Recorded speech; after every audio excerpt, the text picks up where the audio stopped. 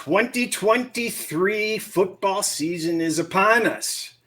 And Ron and I are here. We are going to not sell you something, and we're not going to talk about our personal lives and bore you with nonsense, but we are going to have our first serious discussion about primarily NFL. We're going to touch on some NCAA, and we've had a lot of feedback in the past that people actually enjoy hearing the process type stuff that we're doing. So what we are doing is we're actually just going to record our basic conversation, touching base. We've both been busy with other things. Ron's a worldwide traveler. I think he hit a 90 out of 90 countries this summer. And with no further ado, Ron, welcome back. It's going to be fun doing this again this year. What's on your mind? Well, first of all, I think this first episode is really stream of consciousness more than anything, just stuff that we want to get off our mind. And instead of just doing it by phone, we're doing it in front of a prospective studio audience, whoever listens to this after we record this. And there's a lot on my mind. Obviously, a lot has happened between the last time we recorded and now. And just putting it all together and seeing what it means to each other will be kind of a fun exercise. And basically, that's where I'm coming from right now. Just because I was out of the country and all other places doesn't mean that there wasn't a process going on. No corners were cut. Everything has been done the same way as it always has. It's just been done behind the scenes instead of what we did last year in front of the camera. You know, I'll start off with a little confession. For background for those that are unaware, I used to take the summers completely off, and up until 2019. So the last several summers I've been here, and I've used the time in a productive way to learn more about the players, the coaching, deeper into the rosters. I mean, I wouldn't know more than 8 or 9 quarterbacks going into the season, before 2020. So now I've got a pretty good working knowledge of the NFL. I can react a little bit faster to injuries and the importance of them, and I can understand the transitioning of coordinators and head coach movements and stuff like that a little bit. And there's a lot of stuff you can do on the off season. And frankly, the reason I bring this up is I had really good results when I went into the season with no prep, not knowing anything. And I'm having similar results the last couple of years with lots of prep and lots of hard work. Mm-hmm. And I started off this summer pretty enthusiastic. I was doing a lot of divisional work, some team studies, and I kind of lost my momentum on it for some reason this year because just the player movements and it just seemed painfully obvious that there was going to be so many little minor nuanced changes before the season actually started that I just feel like I was banging my head against the wall a little bit. I was kind of creating needless work. I know that you do lengthy previews. Your NCAA previews can be found. We'll share that link later on the Wager Talk site. Completely free, beautiful write-ups on 98 NCAA teams, and you'll have NFL, obviously. So you do the same thing each and every year. It's been a routine. I always speak of routine and habit, and I kind of broke it a little bit, and I don't feel bad about it. I feel no guilt. I feel no pressure to catch up. And the reason I bring that up is for people that are behind or feel like they have to do all this work. I don't feel like I have to. I feel like a lot of it is sort of done for me by how the odds have shaped on season wins and the divisional prices. And it's a lot easier to catch up just following day by day than people realize. And just so many things change. Do you have any thoughts on that?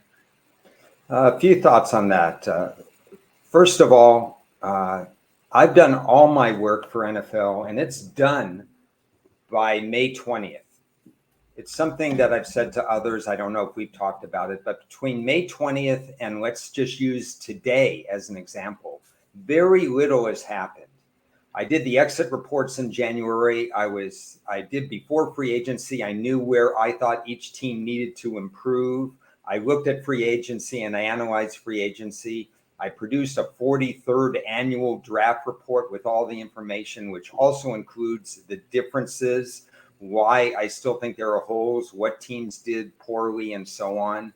Last year, just to deviate for a second, Chris, usually there's a low positive correlation between the draft and free agency, pretty low, because these are developmental players. But last year's unbelievable super senior draft, the 2022 draft, there was a high correlation between how well teams did in terms of season win totals and how well they did in the draft. And conversely, like the Raiders did poorly in the draft, the Jets, Seattle, the Giants did great in the draft. And that was because the talent was older and more ready to go and had played 5 and 6 years in college. I've done all that by May. The only other piece of the puzzle is the NFL schedule, because we both talked about this. It's not just who you play, but it's when you play them. Are you playing Trey Lance in week 1? Are you playing the Rams in week 1 when Matthew Stafford is out, or Joe Burrow was out last year and stuff like that, or TJ Watt is healthy? It really matters when you play a team. And all that's done by May 20th. All I've done in the NFL between May 20th and now is almost nothing, Chris. I mean, I have a handful of like 12 players that I said, where does this team go? Does Ngwanwe, or however you say his name, the pass rusher, where does he go? He goes to Chicago. I make note of that.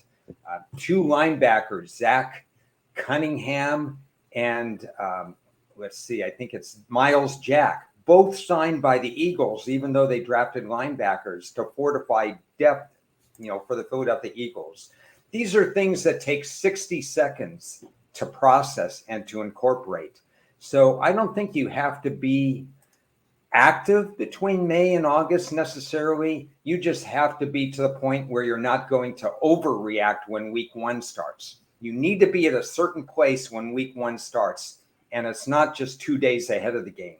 I just chose to do it in April and May, March, April, May. Others could do it at another time. So you're not behind, Chris. Go to Thailand next year. You won't miss anything. Oh, I'm out of here next year. Trust me, I can't stand this anymore. Yeah. I need a break. So, like I said, what I have been doing religiously though is I've got this. I don't know whether people can see this. I've got this. I manually chart all the season wins at 13 or 12 or 13 books, and everybody laughs and says, "Well, why didn't you use the Excel?" Because by the time I'm done going through them all, believe it or not, for whatever reason, I feel pretty confident that I can tell you right off the top of my head what the range of each team's best and worst price are, depending on where you're going to go. And I can probably tell you where the price is. So it's sort of like, it reminds me of my high school days when I used to create cheat sheets, and I'd do all this work on the cheat sheets, and then I'd realize by the time I created it, I don't need the cheat sheet anymore. So that's one thing that we can go into if you have any curiosity on the flow of any teams. I have been tracking and updating as of the 14th. What's the date today? 17th? I don't even know. 17th. 17th. So I'm 3 days behind. I've been doing it once a week. You and I have very similar processes. You've got the writing. I've got my team sheets that, you can almost see here. This was all populated by the end of May. I haven't done anything to these teams. Now, my college sheets, which I work on my college from July until usually till the 10th of August, but because I was away, I tried to speed things up and get it done by the end of July. Those sheets are a mess right now. The only thing that's missing are the week-to-week stats. And like you said, Chris, writing it down helps with the repetition and the memory. And that's why I think it's so important to write for clarity. At least for me, it provides me clarity. Yeah, there's a friend of ours, Eddie Walls, in Colorado, and if you've ever seen his work, he manually writes out everything. And I remember he was kind of embarrassed to tell me, at first, and I'm like, that's what I do. But he's exponentially has more data and smaller writing, but the same process. I like writing stuff down. It's just typing it out is not the same for me. I would love to have a contest between who writes smaller, Eddie or myself. And it's going to be close because I used to be able to get a lot of words on a postcard. So kind of beating around the bush here, what I see the as far as NFL goes, boy, I just can make a case for almost every team to go either direction. The more you dive into these teams, and as you reference, it's hard to really do a lot of the predictions because the fortunes of teams can change so rapidly.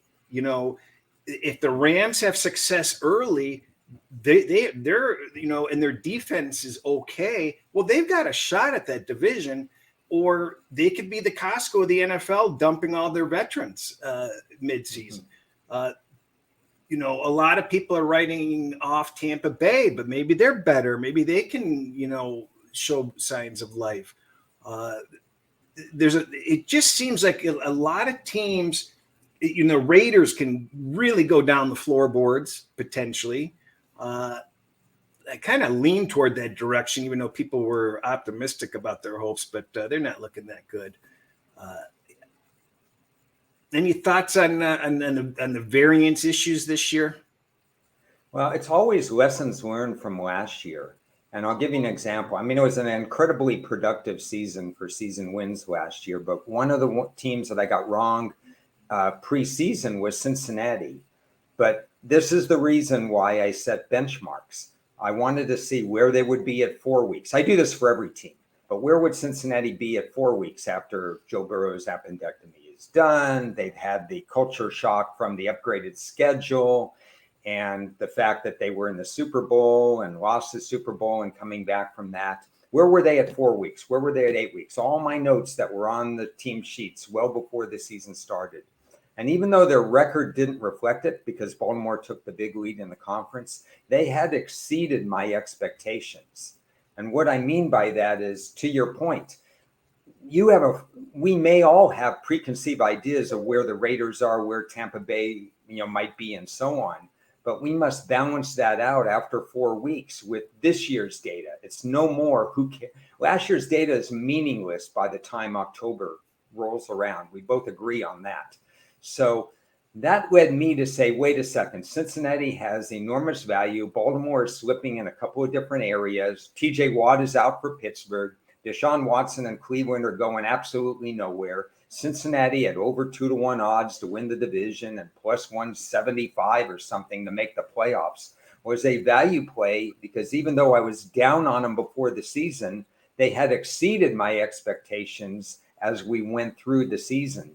So you and I and anybody, our task this year is to find out what teams are going to meet or exceed our expectations and what teams are going to fall short, regardless of what their record is, because they may have an easy schedule or a tough schedule. We know the Giants have a tough schedule. The Jets have a tough schedule early. What if their record is 2-4, but they're exceeding expectations? These are the things I want to look at as we go forward. Yeah, it isn't all just about records. It's how they're progressing. How are these first-year head coach teams adjusting? What does Denver do? Is Wilson done or not? A lot of people will bring in, as you referenced, I don't care about what happened last year pretty much at any point. A lot of people use their models and they carry last year's data throughout. I carry none of last year's data. I just think that it's somewhat worthless. I can understand why people have it in their models for a certain period of time. But once week 4 hits, it's all based on, last year's 100% behind me as far as I'm concerned. And whatever I was thinking going into the season is completely worthless. It's all what the model says, and being able to sample, the play across the board. Washington sticks out. That's a team that I think, what a confusing team, because that team can make a race for the number one pick, but they have good talent. They have talent, but Rivera's you've got the new ownership, you've got Rivera, and now you got the Bieniemy, hardline approach. Anybody that thinks that they can predict what's going to happen with that team ahead of the season, I think is a miracle worker. What do you think? Well, you mentioned variance, and variance. I mean, it could go based on player. Does Tua retire by week 9, or does Tua finish third in the MVP voting at the end of the year? I mean, we don't know. He's one concussion away from leaving the league. Stafford's hurt every other week. There's a lot of variance. With established teams, you look for other things, like you mentioned, Washington, the enemy. It's a culture change as far as hard coaching. We know through reports and practice and whatever, there's harder coaching going on in the offense than there has been. There was a moment where the public got involved, the press got involved with comments that were made about treatment of players and stuff like that. We're monitoring that. But Chris, they have a playoff-worthy front seven NFL team. There's no question about that. They have upgraded at wide receiver. What would I be looking for in August because this is one of the teams, I'm glad you brought that up because I had no idea you were going to bring up Washington, is that I have not formed an opinion on Washington. There's no way I can make an opinion on Washington until I see what is going on with quarterback play and what's going on with the secondary, the weak link of that team. This is a passing league. They must be able to defend for X number of seconds, no matter how long, no matter how fast the pass rush is, in order to get by with that. And I've got to see what the quarterback does under pressure. I have to see, is the O-line protecting them? They can't afford some injuries along the offensive line. What's the running back rotations going to look like? Are they going to open up the offense at all? Because Rivera is a defensive-minded coach. Again, offensive-minded league, and Washington didn't score enough points last year. I have a lot to look at in August before I form an opinion on Washington, but I agree with you. There is playoff-worthy talent in a few spots on the roster. Yeah, I've been trying to, I've been rooting for a 6 on them, and now I'm kind of shying away. There's just too many exterior factors that contribute with the ownership and the coaching dynamics, and I think you really just have to have a wait and see attitude with that team. It's not, you have the South, you have both Souths, the AFC and the NFC, where the only reason the season win totals are as high as they are in those divisions is because they play each other. They've got 10 games against garbage. Most of those teams, other than maybe Jacksonville, are just fighting to finally make the playoffs or are going through transition like Tampa and New Orleans. Washington is in a situation where they're as good as most of those teams, but they have to play Dallas twice and Philly twice. Yeah, look at the Patriots, for God's sakes. The Patriots were not garbage last year. They had their problems at some points because they were a little thin, but a healthy Patriots team is going to be a lot better than last year's team.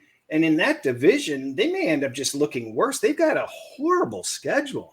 And even being a better team than they were last year with more focus and a great coach and another year of experience under their quarterback, it's hard to really know where that team is going to end up this year. Okay, I'm going to try a teaching point right now for people, and that's before you start on week 1, if you're listening to this and you're serious about the NFL, jot down 3 or 4 keys for each team. Just put them somewhere and then revisit them during the season. Small exercise. It doesn't take a lot of time, but it'll be very helpful. Jot down keys for each team. For example, if I were to do New England, one of my keys would be the confidence of their quarterback, Matt Jones. He gets butchered a lot in terms of the press. Can he overcome that? Can he have some successful outings? Can he lead a fourth quarter rally? What's going to happen to his confidence level? Second key I would make out of three keys for New England would be McCourty. He retired. You lose a lot of institutional memory. In a Bill Belichick coached offense, it's not necessarily important how fast you are, which has gotten him in trouble at times, team speed, but it's how assignment sound you are. When you lose a McCourty, a guy who's been there for double-digit years, is the next man up, not assignment sound, and can't be trusted by Bill Belichick. That's another key for me. And the third key is typically New England steals points on special teams. One of the 5 best special teams. We mentioned power ratings and looking from one year to the next. It was a given that you could pencil in New England as not losing games on special teams.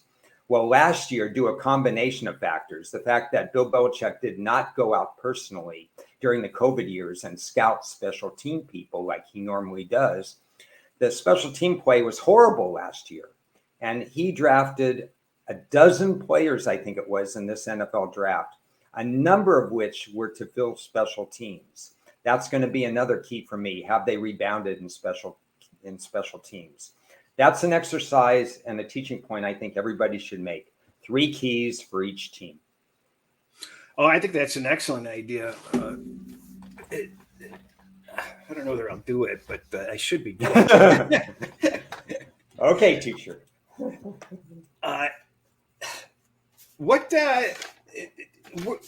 So now that you're back and you're moved into your new house, what's going to be your first focus now for the next 7 days? I think getting a desk that I can work on, getting a bed that I can sleep in. Oh, no. Well, house aside, the focus in the next 7 days, for example, in college, really in a college and NFL, a lot of the season wins that I attacked early. In NFL, you have to attack season wins now in May. There's no 2 ways about it. And in college, I don't know if I can find any other season wins. And I've already attacked week 1 for the NFL in college.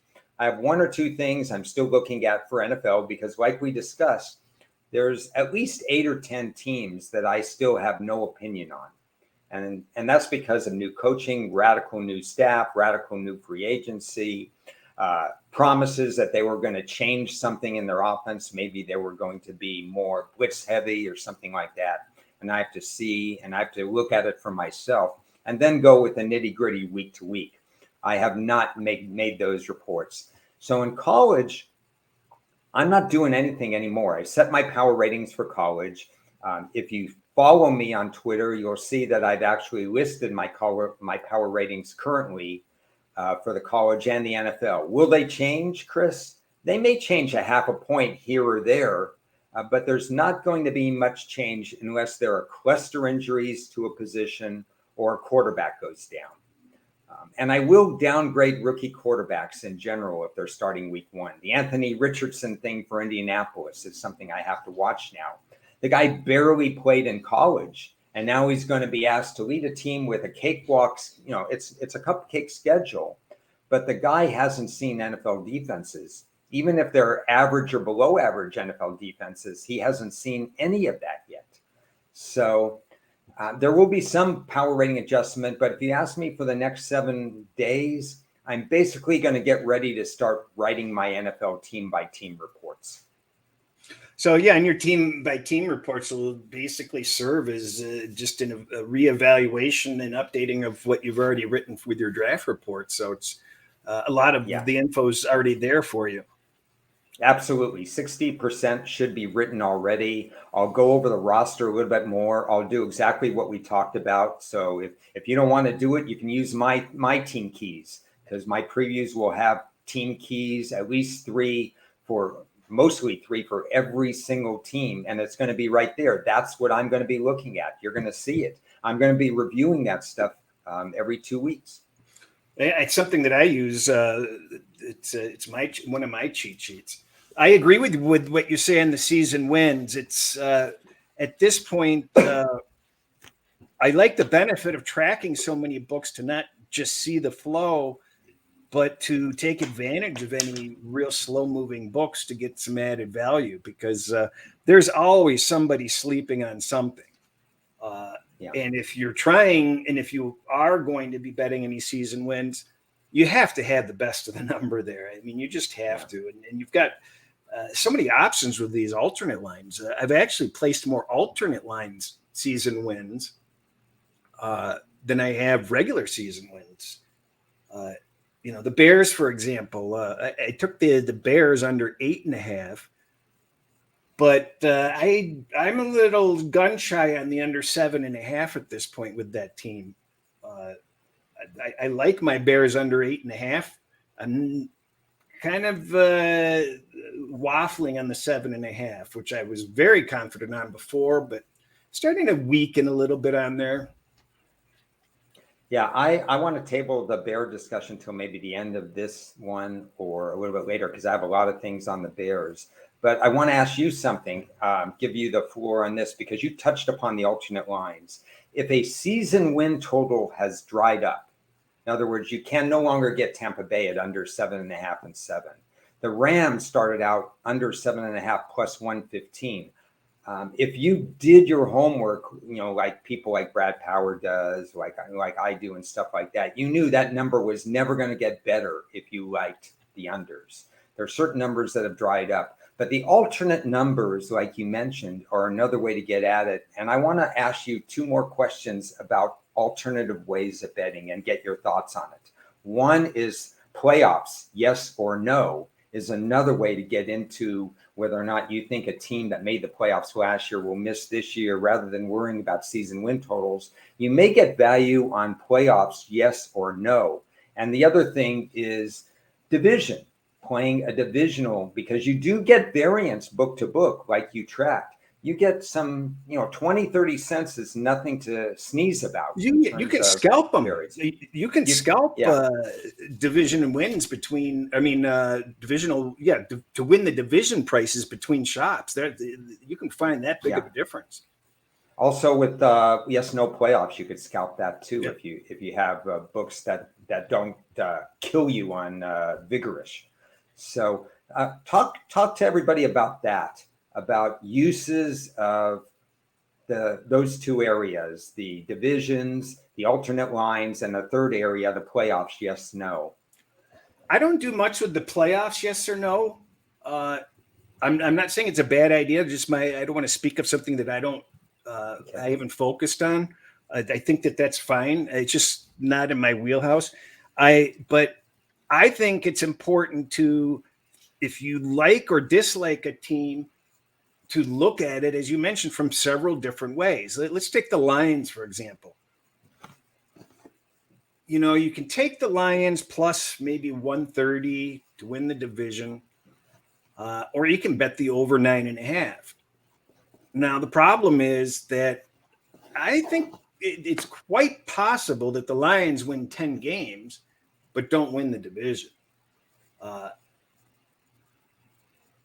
So, in my opinion, there's a situation where I kind of like them to win the division. I think they will, but if they're going to win the division, they're going to have to win 10 games anyway. So aren't I basically giving myself a little, protection by just taking the 9.5? How likely are they to win that division with fewer than 10 wins? And I don't think they can. So I just feel like going over the 9.5 is a much better look than the division, because, I think Minnesota could surprise. I think Green Bay could surprise. And Detroit comes out of there with a 10-win season, and Minnesota or Green Bay won 11 somehow. So there's an example of you think you love them for the division, but this actually makes more sense. And then, so that's what I'm trying to do, is look at alternatives. If I think this is going to happen, then where's that going to put me in this market, in the divisional market, and what's the price on there? So that's, kind of how I'm comparing the 2 different markets there. I glance at to make the playoffs, but yeah. I think the discussion and a lot of discussions we have come back to this kind of simple term in my thing, and that's return on investment. Um, every play that I make, I have to have a perceived advantage in terms of what do I think will happen. If you think a team has a 25% chance to win the division, you better be getting better than 3-1 odds, because that's only going to get your money back. If you think a team has a 57% chance of winning over 9.5 games based on historical stuff, based on your opponents, based on when they play other teams, whatever, however you come up with that, and you're laying 140 or something like that, you may not have as much of an edge as you think you have. So I would compare the two like we did with Baltimore last year and say, what gives us the biggest bang on return on investment? Is it going to be season wins? Is it going to be division? And for example, if you go to the AFC North, there's a chance all four of those teams, Baltimore, Cincinnati, Cleveland, and Pittsburgh, are equal or better than they were a year ago. I mean, it's just crazy. Somebody cannot, and all four cannot make their season win total because they're going to be brutal. I mean, not counting injuries. If TJ Watt stays healthy, I wouldn't, if you gave me the money, I wouldn't be betting the Bengals over to win the division. They very well may be able to do that, but I just don't see any value in it whatsoever. I think, as you mentioned, that division is just, that's tough. Anything can happen in that division. They're going to eat their young in that division. And as you know, from when we were briefly together in Las Vegas a few weeks ago, I did an alternate line of Cincinnati under 12, which means that if they go 13-4 and beat me again, I'll pay the check and I'll write a note that says, you guys are great. You guys did it. Give me a charity and I'll contribute an equal amount to that charity, because, I'll just bow down to them or whatever, because if they can escape, injuries aside, and speaking of injuries, and I hate talking much about injuries, that, but Cincinnati has had tremendous injury luck the last 2 years. The other way around, I hate to cry about injuries, but if you're Cincinnati, you must be drinking the right water the last 2 years. Well, that's one of my concerns about San Francisco and Baltimore. I'm worrying about the strength and the conditioning on those two teams, because they're perennially injured and dealing with, more injuries than the average team. And if it happens again, it's just too coincidental. It's I don't know what the hell's going on with these teams. They just cannot stay healthy. And I'm optimistic about Baltimore. I just think that they were just too decimated last year, and I think that they're pretty loaded to bear. And I'm aggravated at myself when we talk about the season win market. I got trickleitis, which is looking at lines and watching them just inch up a nickel here, a nickel there, a nickel there, and then before you know it, the good Baltimore lines were gone. And we're always in some sort of delusion. Well, I'm going to take that, and I'm just going to wait a little bit longer. The same things happened with Dallas. That was an easy 9.5, and now it's 10 over. There's a couple of other teams that just gradually just slide and slide and slide, and until you realize I missed that boat. So and that's okay. If you miss the boat, you miss the boat. It doesn't mean you jump in and take a bad number or bad prices to compensate. Yeah, and a point about that is now that it's becoming more available where you can bet into season win totals while the season is going on. So if you miss the first price, you could get it in the second or third week. Say they pull an upset, but your opinion of that team hasn't changed. You're just going to get more value on that, depending on how the public sees it. Dallas plays the New York Giants week 1, critical game, divisional game. What happens in that game might drive prices one way or another in terms of the season win market. So you're always on the lookout for things, and if you're looking at something and you're saying, wow, maybe I should grab the low-hanging fruit, the book that's not changing that fast. There are some teams, especially in college, that I'll grab something early. I haven't formed an opinion on them yet, but I have a direction. Just the same way you and I have looked at opening lines and saying, well, we think we know where that line is headed. In season wins, for me, it's almost easier. There are some factors. I used to be 80, 90% predicting lines, where they move week to week. And I think it's dropped for me to closer to 70, 75% for a variety of different factors, hidden stuff that's going on that I haven't all catch. There's just so much to keep track of. But you can usually tell which way the season win market is going.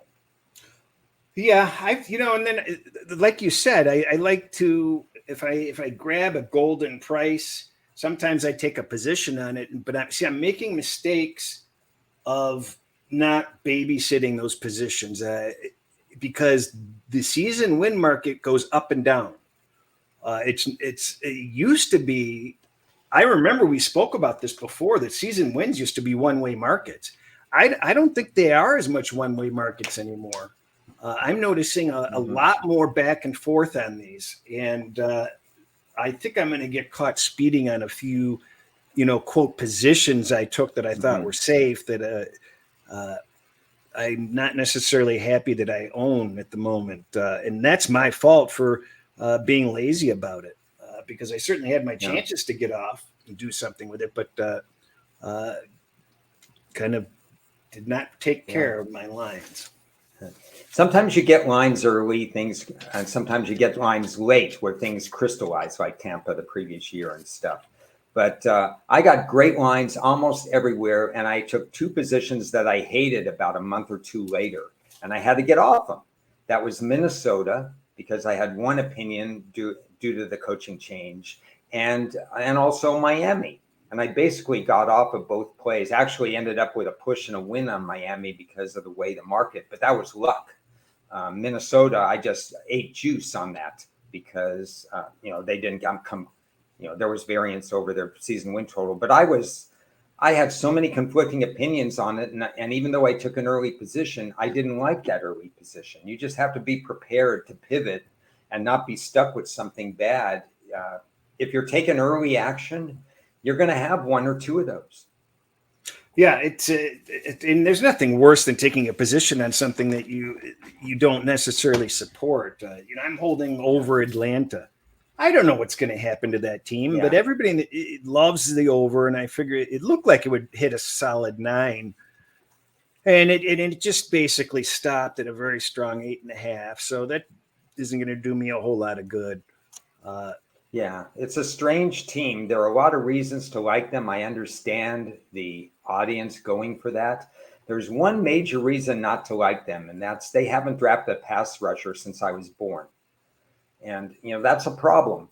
So you can't have a season in 2021 where you have 18 sacks in 17 games in today's NFL, because if you touch the quarterback, it's roughing the passer. It's flag football with the quarterback. Now, if you're not even going to get near the quarterback, you're in a lot of trouble. And that's what gets come from ahead losses are big problems in this league because the league likes offense. And until Atlanta fixes its pass rush, it doesn't mean I'm going to go against them, but I just can't pull the trigger on an over if they're not going to address a glaring need. Yeah, I can't be a believer in their team. They could very well win 10, 11 games just because that schedule is just unbelievably weak. And it's just like the NFC East last year where you have every team in that division just plays, such a cakewalk schedule that you're going to have, it's quite possible you get 2 playoff teams out of the crappiest division in the NFC, just based on the strength of schedule. I mean, look at the quarterbacks they're going to face this year. I think I have my team sheet in front of me here. And if sacks don't ramp up, because they had 38 in the last 34 games, something like that. That's horrible, obviously. The average for 1 year is 39.5, and they had 38 in 2 years. But they're going to play a new quarterback in Carolina, a skittish quarterback in Green Bay who's not had a meaningful start in Jordan Love. Then they're going to go, after a couple games, they're going to play somebody new in Houston. They're going to play somebody new in Washington. They're going to play somebody new in Tampa. by the time they play Tennessee, we don't know if Tannehill is going to start or is hurt or something like that. Later on, they're going to play Arizona. Even if it's Kyler Murray, it's going to be a rusty Kyler Murray because it's going to be middle of the year. So the quarterbacks they face, and again, Tampa, Carolina, Indianapolis later in the year, if they can't ramp up their sack pressure against those quarterbacks, got a problem. Yeah, exactly. It's just everybody's so impatient to bet this NFL. And last week I had people asking, well, are you going to do, preseason? And every week I've said, yeah, I'm going to look at it next week. And every week little alarm bells go off in my head because the preseason, the lines move like that. Number one, it's a lot of information and I'm not always on that information. So, and my heart's not in it. I'm not following it as closely because it doesn't really contribute much to the seasonal handicap because you have no idea what their goals and what they're actually trying to accomplish. Because so you can't let it cloud your judgment. The Lions were undefeated in preseason when they went 0-16. So I'm just skeptical about putting too much time into it. And I know people are making good money on it, and that's good for them. And I just want to stay focused on the regular season. And I like to have the clean slate of anything can happen. Let's see what they put out on the field because that's all that matters, really. To me, I haven't studied preseason in years, but the only edge that I found that I had in preseason years back was betting first half week 3 lines when there were four preseason games, because that was the last time you were going to see the starting unit. First half of game 3, the entire 22 starters. After, even in the third quarter, you're going to have substitutions and more variance. First half week 3 lines were the only thing that I thought I might have an edge. Otherwise, I was rolling the dice. And I'll tell you something really, really annoys me is watching these players get hurt. And nothing to do with my team, who I root for. I hate to see any of these star players going down in preseason. It's just not good for the game. And maybe that's another reason why I kind of shy away from it and cringe. It's actually kind of nice that they have that off week so that a lot of these teams will play their starters in the third week, the third preseason game. We hope so. But we're going to revisit what we talked about last year with the teams that did not play starters in preseason or did not play their quarterbacks in preseason. We noticed a remarkable trend, and we predicted that teams would kind of change that up because they did not fare well. The players that did not play had a rough week 1. And I don't remember what the exact record was, but wasn't it like 2-8 or 1-7 or something along that line? Yeah, I want to say at the very best it was 22%, 2 out of 9. So, and that's a major problem. Now, some of it, Burrow may or may not have played anyway. It was a short off season for Cincinnati, but the appendectomy hurt him. Obviously, the whole Ram organization treats the NFL preseason like a plague. The problem is conditioning. What we're going to find again is hamstrings and everything else popping up week 1 and 2, because part of this is a theory Ted and I have, and that's more or less that these people aren't getting into game day shape to play 60 minutes. And the NFL wants to have faster games, so fewer timeouts, shorter halftime and stuff like that. And a lot of these guys have played 30 snaps in the preseason or fewer. And I think it contributes to the fact that they don't find their body the first 2-3 weeks of the season. You see a lot of people going down. Yeah, and that's such a crying shame too, because those injuries can just become nagging, and you're under so much pressure to come back sooner, and you're better off just sitting out a little bit longer and being 100%. But they can't afford to do that in so many cases. I want to pivot with a topic right now, if I may. And right now, what we're doing is kind of networking with each other. But the topic of networking with the stuff that you're doing on Discord, with Bet Bash and everything else, for people who don't have somebody to network with, who can talk doesn't have to know every player on every team, but just talk process, talk discipline, talk all the things you need to know to be a successful handicapper. And I obviously, again, out of the country last 2 years that Bet Bash has happened. So I didn't attend Bet Bash. I know you have a lot of contacts. If you could talk a little bit about the value of networking for people and what you saw at Bet Bash that might be beneficial, even if people don't attend Bet Bash, how they can take those concepts and apply it to getting ready for an NFL season. Well, I didn't officially attend the Bet Bash events, but I was very busy, and I was actually surprised at how many people that actually went there and came from out of state, and they didn't attend the Bet Bash events either because they used it as a networking opportunity like I did. I mean, I just didn't have the time to have the appointments that I had lined up and attend those events. I would have just felt compelled to, stay out drinking and wasting, and it would have caused a domino effect of energy and focus throughout the week, trying to burn both ends of the candle. But, networking is absolutely critical. It really is. It has so much value. And, due to various reasons, I've lost touch with a lot of the people that I used to network with, or I don't touch base with them as often. It's you can over network sometimes, or sometimes the people that you meet, your relationship doesn't pan out until 4 years later, 5 years later. But it's important to meet people, have people put a name to the face. Look them in the eyes, see how you carry yourself, see how they carry themselves, figure out if they're, full of beeswax or not. And, networking can be something that you develop into an everyday follow-up, or, somewhere down the road, or, periodically. You just don't know, but it is important if you're going to be involved in this for a period of time, to not be shy and to reach out, meet people, just touch base with people. And you don't know it all. I don't know it all. Nobody knows it all. Every person that you meet is going to know something that can help you out, as far as I'm concerned. So a lot of value in that. If I had the time, I certainly would have enjoyed doing the Bet Bash activities.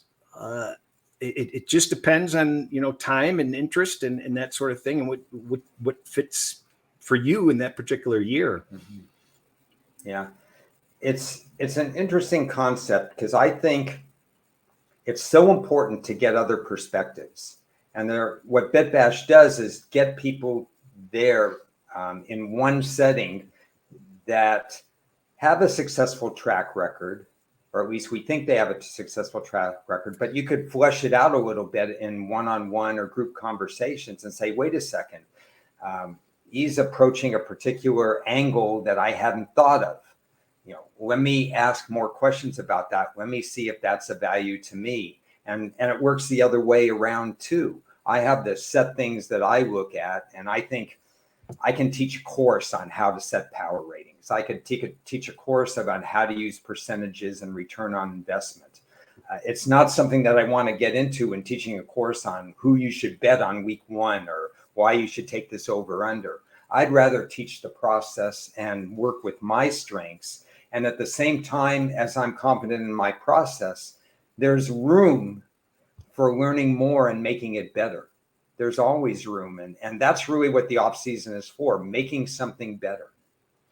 I think you find that very few people that you meet in person will match who you think they are on Twitter, or what you see on what you see them do on media.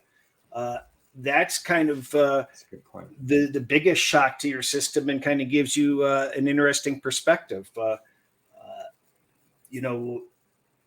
can't tell you how many people are just the complete opposite of what you think they are in person. You've got some some real turkeys on Twitter that are, soft little bears in public, and you've got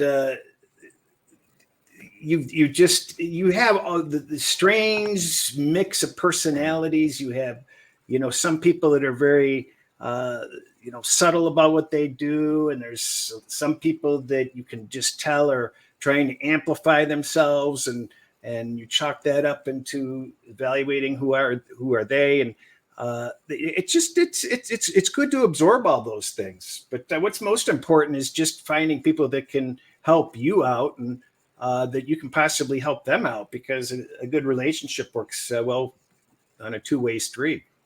Mm-hmm. So I have a tough question for you now, because the stuff that we do, really, it helps me to listen to you. Hopefully there's some things that I do that help you when we're going through and we're discussing a team or a game, or or discussing how to use rushing data, or why special teams matter, whatever the case may be. We're helping each other. But in the fact that you have subscribers, so you're taking it one step further, those people, how do you avoid getting down either on yourself, or keeping them in check, or keeping them focused? Because every one of us, due to variance, due to a bad referee call, due to a bad bounce, due to weather conditions or whatever, every one of us is going to have a week where we go 1-5. It's inevitable. You're in it for the long run. The sample size is small week to week. The data hasn't kicked in on week 3. There's other circumstances that happen week 9, 10, or 11, a late news or something like that. But people who trusted you just went 1-5. How do you balance that, and how do you keep to your? I know how you have your own model, and I know you for years and years, and you're going to be good. But how do you outwardly be good, and how do you keep your subscribers good in that setting?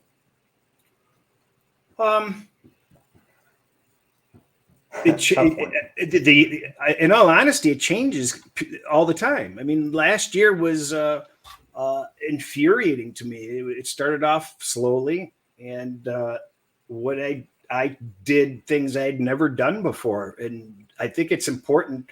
I repeat it over and over again.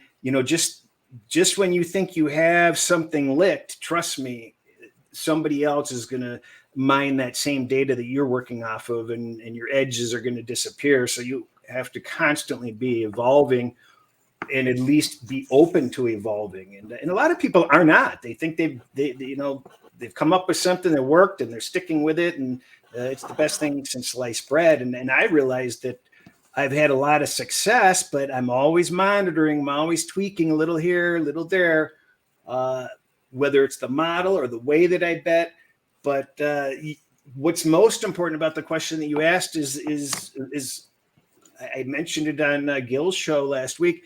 I think what's most important above anything else, that's above even having winners, is your habits and your mental processing and mental, maintenance, so to speak. It's important not to have your highs get too high, your lows get too low.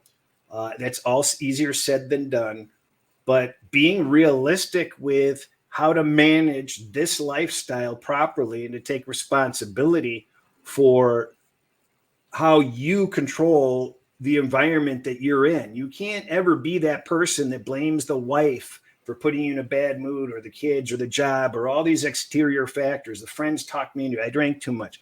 All those triggers of poor performance were 100% in your control if you'd planned ahead. Knowing what your bankroll is going to be. I think the number one edge I have is, I'm never going to be chasing. I'm basically trying to be consistent along the way. I don't care when a pay week ends and starts. It's basically one long season. And I think, that you'd find the same thing, Ron, and most people would find the same thing. If you look at an 18-week schedule of the NFL, I've checked, and between 7 to 9 of those weeks are nothing. They're like 1 unit up, 1 unit down, broke even. So half the season is a complete and utter nothing. And in some, I saw a week, I think I saw a year where it was 10 of those weeks where really nothing happened. So those can be frustrating. But what that tells you is you've got all these other weeks that are going to have some significant movement, and you already know that that's going to come, and you're going to have losing streaks. And that's why I publish the losing streaks that I have so that people understand, hey, you're going to lose X amount of games in a row. It's going to happen. It happens every year. But it also happens that we have these winning streaks every year, and you got to be prepared for that. And in both cases, you don't overreact to either. You already know it's going to happen. It's just a matter of when it happens, and you're prepared. You're not over betting or under betting, and you just go about the business. It's a lot of pressure, but you have to just have control over how you manage it. Mm-hmm. Yeah, and if if some of your subscribers don't get that, then maybe it's not for them, because you're doing this for the long run. You're not doing this to get rich in 1 week. You're not, well, what we going to do give them a 10-team parlay. These videos are what you see is what you get. I think the easiest way to handle things is to not have to protect yourself from BS. If you sit there and claim and let your ego get in your way, that you have to feel like you have to protect. If you're more worried about building a brand, or you're more worried about what other people think, you're going to have a really tough time. And I try to just be as honest and as me as possible. And I get down. I promise nothing. You can't promise anything. I can't promise anything. I can only go off of what my previous results have been. And that's the same way with you. We do all this work and we put ourselves in the position of being having positive results, but it may result in disaster. And we respect that that's possible. We know that it's possible, and we're prepared for it. But we work hard to tweak and tinker and be open to anything that gives us alerts ahead of time, because when things do get askew, we get a little bit of a warning sign that there's something wrong. And I think it's easier to tell when something's wrong than when you're really onto something, if that makes any sense. There's one, more than one, Chris, but one thing that you said that was really important a few minutes ago that people should understand. Even though I've been doing this longer than almost anybody who's going to listen to this. Edges disappear is what you said. And that's just so important. I'm going to give you a really big example of that. Pythagorean theorem. Yep. I strongly believe that you can no longer use it in a vacuum anymore. And this is something that was so secretive until Bill Barnwell and company put this out 7 to 10 years ago. And I've been using it for 30 years. And I didn't want to tell anybody. It wasn't until I didn't even agree to be on this side of the camera until the cart was way out of the horse to let that kind of thing up. Do you think in 5 years ago, even 3 years ago, that if a team like Minnesota went 13-4, that next year with no roster changes and one of the best NFC quarterbacks would be priced at 50%, 8.5 and 8.5? Never. No, we would. And that's an absolutely perfect example, Ron, of what changes, and it changes fast. These NFL lines move faster and harder than they ever have. They actually can go too far. There are so many changes from year to year. There are changes this coming year that are going to affect the market significantly that I'm apprehensive about, that have to be monitored. You just never get a break. There is always a handful of new issues to deal with each and every year. You have to try to stay on it, stay proactive on it, understand that these changes are happening. But you're exactly right. And a few years ago, then that line would have opened at 11 or 10.5, and we would have bet it all the way down. And we would have made had a great position. It would have been a floor at 9.5 or 9 with heavy juice. There would be no way that it would be 8.5. So you can still use Pythag theorem, but not by itself anymore, which is a really sad thing for people like me, because it was a 67% probability across the board with Pythag theorem once it hit a certain threshold. Now you have to use it based on turnover data, random turnover data, not just regular turnover data, because Russell Wilson in his prime was not going to throw 13 interceptions or something like that, or Aaron Rodgers was going to be turnover reverse. So if they had a plus turnover ratio one year, they would have it again. New England would have it again. But San Francisco one year was minus 24 in turnovers. You knew you'd get regression to the mean with that. And then when you go from a fourth place schedule to a first place schedule and a first place to the fourth, which is even more pronounced now, the 17th game is always 1 against 1, 4 against 4. So you can start to see things, but you have to combine it. You can no longer do it just one by one with Pythag. You could say this team's off Pythag. Wonderful. Everybody knows it. Minnesota's 8.5. What are you going to do with it? Well, exactly. And again, everything that we talk about really supports what I talk about with having mental management. I mean, I understand a lot of people don't want to hear it, or, they associate, mental health as, being Looney Tunes or whatever, but that's not the case at all. It's just understanding how you can best manage yourself in the most efficient ways possible. It's so critical because and you've just pointed out several ways how this is becoming much more competitive. It is much harder than it was, to make, Absolutely. to find the value and to take advantage of it. So, tempers flare, frustration flares, lack of success flares and causes conflict. And you don't want to be a part of that. You want to have already thought this out and be prepared for it, know how to react to it, and know how to adapt and pivot. Very valuable lessons. I have one more about face to give you here. I love this brainstorming because we had no idea what we were going to do. And here we are. And I think we've hit a lot of points that are very, very useful to people in terms of process, in terms of preparation, in terms of edging disappear, how we're brainstorming, how we're speaking out loud on these things. So I'm going to completely pivot and go to a week 1 game that I think is one of the most important games I've ever seen, which is kind of weird. But I think for the Chicago Bears, because you mentioned the Bears before, the home game against Green Bay, a team that Aaron Rodgers famously said, "We own you," is the most important game they're going to play. And if they lose that home divisional game, it changes the season.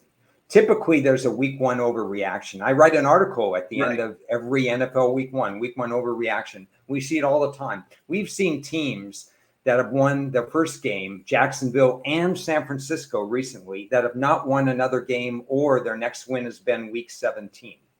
It's been crazy. But at Chicago, everything is on the line, beating an Aaron Rodgers list. If they really think Justin Fields is ready and Jordan Love is not ready, and they just got a pass rusher that they signed a week ago that could give Jordan Love a lot of trouble. If they can't win this game at home, they're a short favorite, but regardless of the odds or whatever, I just have a feeling this is an incredibly important game, maybe the most important week 1 game. What are your thoughts? Oh, I 100%. All these games are important, but this one is so heavily layered for so many different reasons. It's a divisional game. It's a passing of the torch kind of game, one way or another. There are so many questions on both teams. It's absolutely important that they get off to a good start. And if Chicago loses that first home game, it ain't over till it's over, but that under 8.5 should cash. That's all I'm going to say. And then it's an important game. And then you run the risk of overvaluing Green Bay and we're going to do a segment on this of what our expectations are and it's impossible to learn from each game like we did last year. I think just because Green Bay were to win that game, it's not going to say as much as it would to Chicago if they lose that game. Absolutely. So I think True. I think Green Bay can win that game, and their season goes on whatever trajectory it's going to go, regardless. But if Chicago drops that home game, that's going to be a big problem. It's interesting. Power rating rise, I don't see an edge in the game, really. If anything, a slight edge to Green Bay at this present time, notwithstanding Chicago has picked up 3 players in the last week to fortify their offensive line and their pass rush, which is actually 2 areas that they needed to fortify because they did an average job in the draft. That's another story. I've taken the alternate view. I think Chicago has a chance to be better than people think. If Minnesota is indeed an 8.5 win team, which they really were last year, even though they won 13 games, then that could be a split. The Green Bay series, like you said, 8.5 is a nice number to be on if Chicago loses week 1. But assuming Chicago wins week 1, all of a sudden they're 1-0 in a division where there are no great teams. And then we wait on Detroit, who has all the promise in the world, but has started slow the last 2 weeks and still has some defensive ground to make up, Chris. They haven't proven that they could routinely get after a quarterback. But don't forget, this is going to come, after Detroit has beaten Kansas City on Thursday night. Yeah, we'll know that result. That's absolutely right. 35-27. Is that what the score was? I forgot. I don't have that newspaper yet. The only prediction I have is that it breaks the NFL viewership record for Thursday night opener.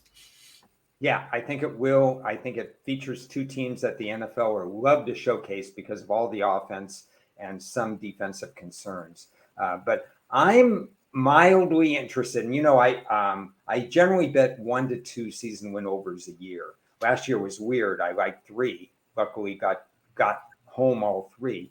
I'm looking at a potential Chicago alternate line over 7 with good value. I still want to see a little bit more in preseason. Okay, well, you can bet that with me. So before you bet it, check with me. I might book that one. Ooh, okay. All right. There you go. That's the value of networking. I've got an appointment I have to get to, so we're going to have to cut this. But let's we don't know when we're going to come back and do this, but let's do this sooner than later. Time is short, and just wanted to touch base with you. And we haven't gone through a lot of different stuff that we can go through.